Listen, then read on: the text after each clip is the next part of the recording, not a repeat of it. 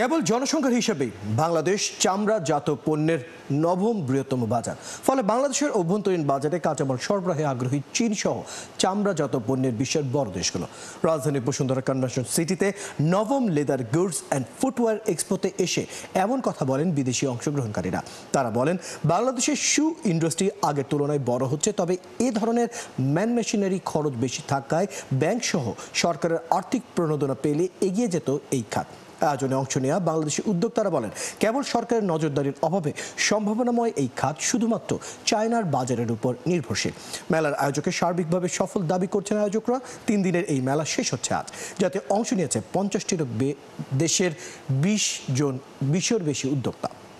Bangladesh market is very promising, and all the growth of the shoes footwear, it's up every year.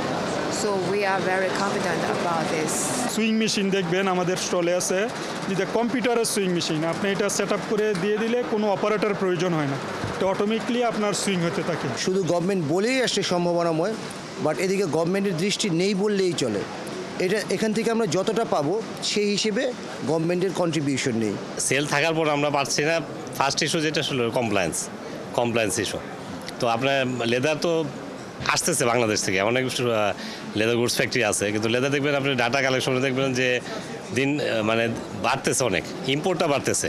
আমাদের দেশে ফ্যাক্টরিগুলো থাকার পরেও আমরা supply করতে পারছি না, সেটা যেটা বাইরে থেকে পাচ্ছে।